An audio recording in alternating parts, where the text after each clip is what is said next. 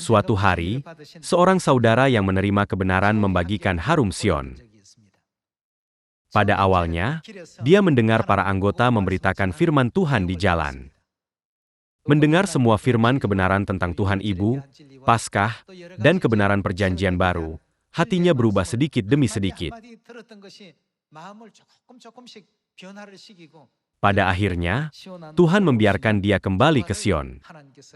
Oleh karena itu, kita harus percaya bahwa Tuhan akan membimbing dan memimpin kita dalam segala hal yang kita lakukan.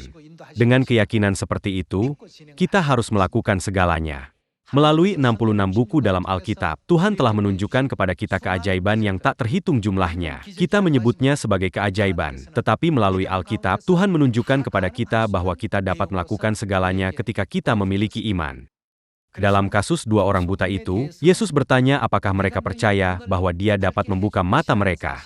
Mereka menjawab, berkata, "Ya, Tuhan." Kemudian, Dia berkata, "Jadilah kepadamu menurut imanmu." Jika mereka ragu atau bertanya-tanya, berpikir, "Dia adalah manusia. Bisakah Dia benar-benar melakukan ini?" Pekerjaan semacam ini tidak akan pernah terjadi. Mungkin ada banyak orang yang skeptis, mengatakan, ini adalah fantasi dalam sains modern. Ini hanya dapat dicapai melalui imajinasi kita. Apakah itu akan terjadi? Namun, di dunia iman, keajaiban yang tak terhitung jumlahnya terjadi setiap hari. Tuhan berkata, "Jadilah kepadamu menurut imanmu." Semuanya. Kita perlu mengingat semua hal lainnya dengan baik, tetapi kita harus mengingat ini secara khusus.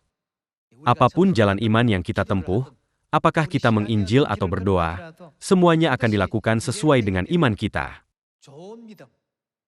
Dengan meyakini fakta, dengan maksud yang baik, akan ada hasil yang baik, marilah kita berjalan di jalan iman. Mari kita membaca Matius pasal 9 ayat 18. Sementara Yesus berbicara demikian kepada mereka, datanglah seorang kepala rumah ibadat, lalu menyembah Dia dan berkata, "Anakku perempuan baru saja meninggal, tetapi datanglah dan letakkanlah tanganmu atasnya, maka ia akan hidup." Lalu Yesus pun bangunlah dan mengikuti orang itu bersama-sama dengan murid-muridnya.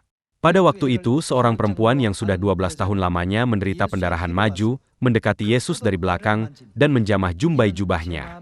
Karena katanya dalam hatinya, "Asal kujamah saja jubahnya, aku akan sembuh." Tetapi Yesus berpaling dan memandang dia serta berkata, "Teguhkanlah hatimu, hai anakku, imanmu telah menyelamatkan engkau." Maka sejak saat itu sembuhlah perempuan itu. Kita harus melakukan segala sesuatu dengan iman. Kedua orang buta itu juga memiliki iman. Apakah keajaiban yang luar biasa terjadi atau tidak, tidaklah penting. Melalui Alkitab, Tuhan hendak membangunkan anak-anaknya untuk memiliki iman setiap kali mereka melakukan sesuatu. Ketika kita memiliki iman, pasti akan ada hasil sesuai dengan iman kita. Tuhan membuka jalan sehingga segala sesuatu menjadi mungkin bagi mereka yang memiliki iman, seperti perempuan yang menderita pendarahan selama 12 tahun dan 2 orang buta.